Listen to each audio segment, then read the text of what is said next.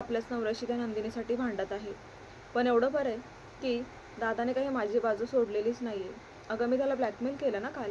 माझी जादू खरी ठरली आहे. आता मला रक्षाबंधनचं खूप मोठं गिफ्ट मिळालेलं आहे. तेव्हा रम्या म्हणते की आई कसलं गिफ्ट ग? मग आता वसुआत्या सांगू लागतात की कशा प्रकारे त्यांनी त्यांच्या भावाकडून वचन घेतलेलं आहे रक्षाबंधनाच्या दिवशी की दादा मी तुला राखी बांधणार आहे, पण तू राखी बांधशील ना ह्या वर्षी माझी, की घरातल्या वातावरणामुळे तू मलाच दोषी ठरवणार आहेस? त्यावर दादाने खूप छान उत्तर दिलं की वसू तू काळजी करू नकोस, माझा तुझ्यावर खूप विश्वास आहे आणि त्या विश्वासाला मी कधी तडा जाऊ देणार नाही. त्यामुळेच तू असं समजूच नको की मी नंदिनीची बाजू घेईल, असं कधी शक्य नाही आहे. आणि मग वसुआत्या हसतच रम्याला सांगत असतात की वसुआत्या हसतच सांगत असतात की हे बघ रम्या, अगं मी माझ्या भावाला इतकं गोड गोड बोलून फसवलंय ना. अगं बिचारा खूप गरीब आहे का माझा भाऊ, भोळा आहे तो भोळा. त्याला ना समजलंच नाही की मी कोणत्या पद्धतीने त्याच्याशी बोलत आहे.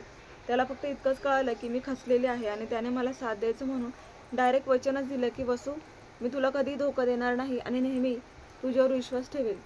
त्यामुळे आता किती काही झालं, कोणी किती माझ्याबद्दल बदनामी करण्याचा प्रयत्न केला ना रम्या, अगं तरीसुद्धा हा भाऊ माझ्याच बाजूने राहणार आहे, तू बघच. मग रम्या आणि वसू आत्या दोघी खूप हसत असतात आणि आता ठरवतात की आपण हॉलमध्ये जायचं. मग त्या दोघी आता हॉलमध्ये जातात आणि इकडे माननी आणि विक्रमचं जोरदार भांडण चालू असतं. त्याच वेळेला वसू आत्या लगेच ड्रामा करत पुढे येतात आणि म्हणतात की अरे बास करा, ह्या घरात लावले काय, मी दोषी आहे बस, पण तुम्ही असे भांडणं सोडून द्या बरं. मला ना बिलकुल पाहत नाही ह्या घरातलं वातावरण कुठच्या कुठे येऊन पडलंय. त्याच वेळेला लगेच माननी म्हणतात की अरे बापरे, वा वा वा, तुम्ही तर इतका चांगुलपणाचं आव आणत आहात ना, चांगलं आहे तुमचं, इतक्या भोळ्या आहात का बसू आत्या तुम्ही, असं आता माननी त्यांना विचारते. तेव्हा ते म्हणतात की बरं नाही आहे मी भोळी, मीच दोषी आहे बस, माझ्यावरच आरोप लाव तू, बाकी काही बोलायचं आहे का माननी तुला? तर खूप असं रागात बोलू लागतात. त्यावेळेला मात्र विक्रमला खूप राग येतो. विक्रम म्हणतात की माननी तुझी अशी भाषा आहे का माझ्या बहिणीबरोबर बोलण्याची, तुला काही वाटत नाही आहे का, काही मानपान वगैरे आहे की नाही? त्याच वेळेला माननी म्हणतात की अख्खं आयुष्य गेले मानपान देण्यामध्ये, पण यांनी एवढी मोठी चुकी केली आहे त्याचं काय हो? आणि नंदिनी निष्पाप असताना तिच्यावरती तुम्ही सरळ आरोप लावताय. आणि काय हो, तिने तुम्हाला फक्त नाश्ताच दिला होता ना, मग त्यात इतकं ओरडून बोलण्यासारखं काय आहे? मग विक्रम म्हणतात की तुझ्या सुनेने ह्या घरातलं वातावरण बिघडवलंय, तिला काय गरज होती मला पोहे आणून द्यायची? मी कालच सांगितलं ना तिचा आणि माझा काही संबंध नाही, तेव्हा पोहे मला देण्याची गरजच नव्हती, मग भांडणच झालं नसतं ना. तेव्हा त्या नंदिनी खूप रडत असते, तर जीवा तिची समजूत काढण्याचा प्रयत्न करत असतो. तर काव्य आणि पार्थला मोठा धक्काच बसतो, कारण मानेने सुद्धा खूप रडत असतात. तर विक्रम एक शब्दसुद्धा ऐकून घ्यायला तयार नसतात, कारण ते म्हणतात की माझ्या वसू आत्याला म्हणजेच माझ्याच बहिणीवरती तुम्ही आरोप लावताय आणि माझ्या बहिणीने असं काहीही केलेलं नाहीये, ह्यावरच ते ठाम असतात. आणि त्यामुळे वसूचं खूपच तिला आनंद झालेला असतो. मनातून तिला वाटत असतं की माझा भाऊ काही माझी साथ सोडणार नाही आणि आपण ह्याच गोष्टीचा फायदा करून घ्यायला पाहिजे आणि नंदिनीला त्रास द्यायला पाहिजे. त्याच वेळेला आता माननी ओरडूनच विक्रमबरोबर बोलत असतात की तुम्ही स्वतःला काय समजतात, तुम्हाला फक्त तुमची बहीणच दिसते का? अहो ही आपली सून आहे, आपल्या मुलाची बायको आहे, हे विसरलात का? तिने काहीही केलेलं नसताना तुम्ही सरळ सरळ तिच्यावर आरोप लावताय आणि आता तर संबंध तोडण्यापर्यंतची भाषा तुम्ही बोलताय. काही वाटू द्या जरा मनाला की तुम्ही हे काय करताय. त्याच वेळेला माननी बोलता बोलता चक्कर येऊन खाली पडते आणि आता सगळ्यांना मोठा धक्काच बसतो. जीवा, पार्थ, काव्या सगळेजण माननीला उचलू लागतात. तर आता रूममध्ये नेणार असतात, तर इकडे वसू लगेच घाई पुढे होते आणि म्हणते की अरे बापरे, अगं माननी तुला काय झालं, उठ ना गं, हिला चला बरं अगोदर रूममध्ये घेऊन, असं वसू आत्या म्हणतात. त्याच वेळेला आता नंदिनी, काव्या ह्या जात असतात, तर रम्या सुद्धा असते तिथे आणि विक्रम लगेच नंदिनी समोर उभे राहतात आणि म्हणतात की हे बघ नंदिनी, तू माझ्या बायकोच्या रूममध्ये जायचं नाहीस, माझ्या बायकोपासून दूर राहा, तिची ही अवस्था तुझ्यामुळे झाली आणि मला तू तिच्यासोबत नकोयस, असं म्हटलं. नंदिनीला फार वाईट वाटतं, ती रडू लागते. तर काव्य आता नंदिनीला खांद्यावर हात ठेवून समजवण्याचा प्रयत्न करत असते. त्याच वेळेला सगळेजण एक एक करून माननीच्या रूममध्ये निघून जातात. मग इकडे आता ही रम्या तिरप्या नजरेने काव्य आणि नंदिनीला पाहत असते, कारण नंदिनी खूप रडत असते, तर काव्य तिची समजूत काढत असते. मग आता रम्या खूप हसत असते, खूप मजा घेत असते त्या दोघींची. आणि मग आता त्यानंतर असं होतं की रम्या ही बोलू लागते की आता लवकरच ह्या घरातून कोणीतरी निघून जाणार आहे, कारण हे घर माझं आहे आणि ह्या घरावर फक्त माझा अधिकार आहे, असं म्हणून जोरात जोरात हसत असते. आणि मग आता नंदिनी आणि काव्या हे दोघे खूप चिडतात.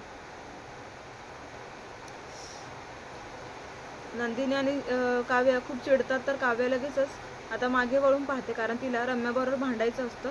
पण नंदिनी तिचा हात धरते आणि तिला रूममध्ये घेऊन जाते.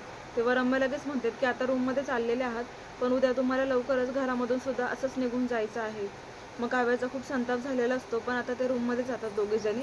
आणि रूममध्ये गेल्यावरती लगेच नंदिनी म्हणते की काव्या, अगं त्या रम्याबरोबर काय बोलणार होतीस तू? तेव्हा काव्या म्हणते की तिची लायकीच काढायची होती मला.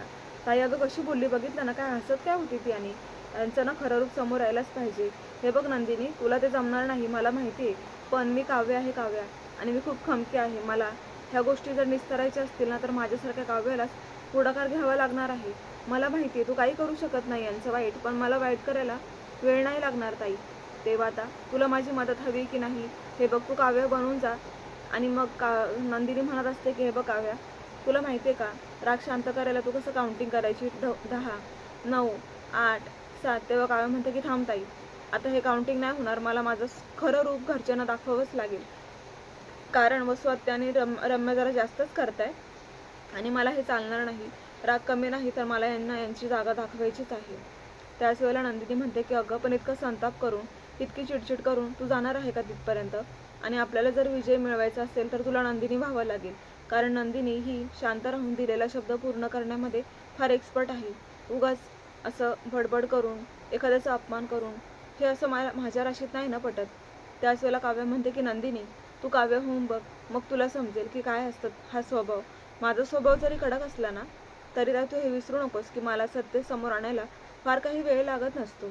मग नंदिनी म्हणते बरं ठीक आहे, ॲक्शन तुझी आणि पद्धत माझी, मग तर झालं. मग काव्या पण खूप खुश होते आणि नंदिनीच्या हातावर हात ठेवत म्हणते की मिशन सुरू. आजपासून आपण दोघीजणी एकत्र येऊन ह्या घरातील जे काही वातावरण बिघडलेलं आहे, ह्या घरातील माणसं जसे दुरावले गेलेले आहेत, हे सगळं आपण आता लवकरात लवकर हे सगळं मिटून पुन्हा एकदा आपण देशमुख कुटुंब सुखी पाहणार आहोत, असं दोघी बहिणी एकमेकींना चॅलेंज करत असतात. तर पुढे आता ह्या वसू आत्या विक्रमला भेटून विचारत असतात की काय रे विक्रम, कशी आहे आता माननीची तब्येत? तेव्हा विक्रम सांगतात की आता ठीक आहे, तिने खूपच टेन्शन घेतलेलं आहे. तेव्हा वसू आत्या सांगतात की विक्रम अरे ह्या घरात काय चाललंय काय, मला ना असं बघवत नाहीये रे, कारण याच्यामध्ये माझंच नाव आलेलं आहे. त्या नंदिनीला काय मिळालं काय माहिती, अशी बदनामी करून उगाच घरातलं वातावरण बिघडून ठेवले. म्हणजे ते अजून भडकवण्याचा प्रयत्न करत असतात विक्रमला. मग आता विक्रम आणि वसू आत्या दोघंही माननीकडे येतात. इकडे माननीकडे आल्यावरती वसू मुद्दा म्हणत ड्रामा करत, माननी अगं तुझी तब्येत कशी आहे, तुला आता बरं वाटतंय का, तुझ्यासाठी काही नाश्ता वगैरे बनवू का? तेव्हा माननी तिच्याकडे बघतही नसते आणि विक्रमला खूपच राग येत असतो की माननी कशी वागते वसू बरोबर. तर वसू आत्या पुन्हा पुन्हा म्हणतात की बोल ना ग माननी, तुला काही बनवून आणू का नाश्ता, चहा बनवू का तुला, का तुला पाणी हवं आहे का? तरी सुद्धा माननी एक शब्द सुद्धा बोलत नसतात. आता विक्रमला खूप राग येतो. विक्रम म्हणतात की काय ग माननी, तुझं काय चाललंय, माझी वसुताई तुला काहीतरी प्रश्न विचारते, निदान त्याचं उत्तर तरी देशील का? की अजूनही मनात रागच आहे? नाही म्हणजे आता तुला बरं नाहीये ना, मग हे काय चाललेलं आहे?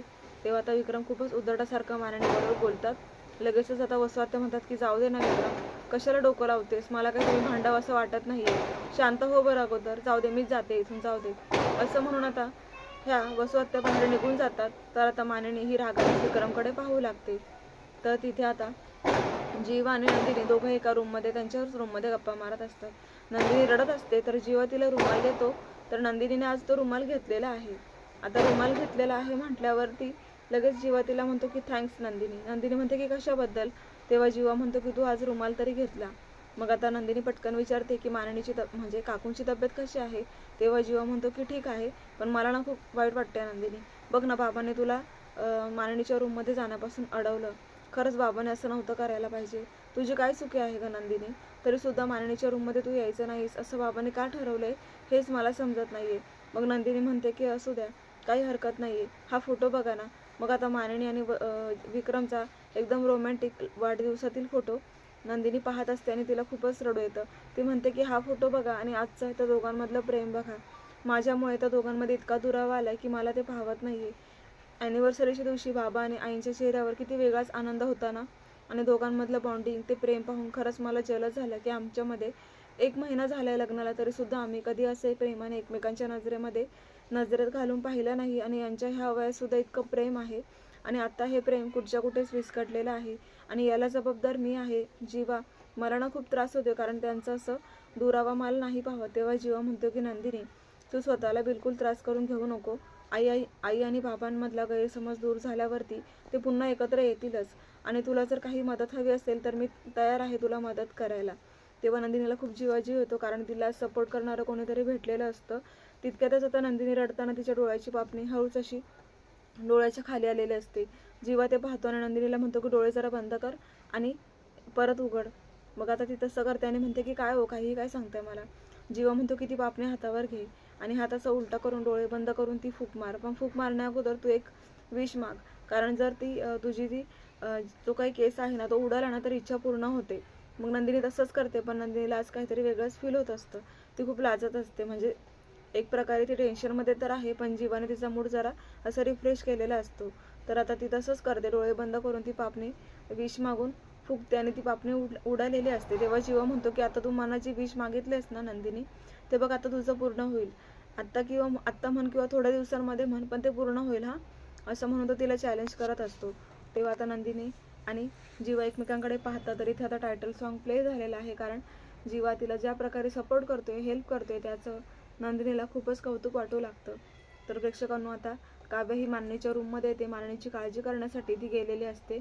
त्याच वेळेला माननी काव्याला म्हणतात की अगं नंदिनीचा हळवेपणा आड येतोय ग, बाकी काही नाही. तिची चुकी तर नाहीये, पण आता सिद्ध कसं करणार ती स्वतःला. मला ना खूप काळजी वाटते ग नंदिनीची. त्याच वेळेला काव्य म्हणते की आई, अहो हा मॅटर सॉल्व करायला माझ्यासारखी खमकी मुलगी असेल ना तर हा मॅटर लगेच सॉल्व होईल. तुम्ही बघाच आता. त्या वसुहत्यांचा खरा चेहरा मी घरच्यांसमोर आणणारच आणि माझ्या ताईला न्याय मिळवून देणार. तेव्हा माननीला खूप बरं वाटतं. तर पुढे आता दिवा घेऊन काव्य ही आरती ओवाळत असते. त्याच वेळेला वसुहत्या आणि रम्या तिथे येतात आणि लगेचच काव्याला म्हणतात की आता तुझ्या बहिणीला हे घर सोडून जावं लागणार आहे. मग आता काव्या म्हणते की हे बघा, तुमचा खरा चेहरा समोर आणण्यासाठी मी माझ्या टीमला तयार केले. आम्ही सगळेजण एकत्र मिळून तुमचा खरा चेहरा घरच्यांसमोर आणणार आहे. त्याच वेळेला दिव्यावर हात ठेवत तिच्या हातावरच जीवा, पार्थ आणि नंदिनी सगळेजण हात ठेवतात. अशा प्रकारे ते चौघं एकत्र येऊन आता वसुहत्या आणि रम्याला धडा शिकवणार असतात. प्रेक्षकांना खूप जबरदस्त ट्विस्ट आलेला आहे, पाहायला विसरू नका. लग्नानंतर होईलच प्रेम अशाच डेली अपडेटसाठी चॅनलला सबस्क्राईब करा. नोटिफिकेशनसाठी बेल आयकॉनवर क्लिक करा, म्हणजे रोजचे अपडेट्स तुम्हाला वेळेवर पाहायला मिळतील. प्रेक्षकांनो, आजचा भाग कसा वाटला कमेंट करून नक्की कळवा. आणि तुम्हाला अजून कोणत्या मालिकांचे रिव्ह्यू पाहायचे आहेत ते कमेंट करून नक्की कळवा. धन्यवाद.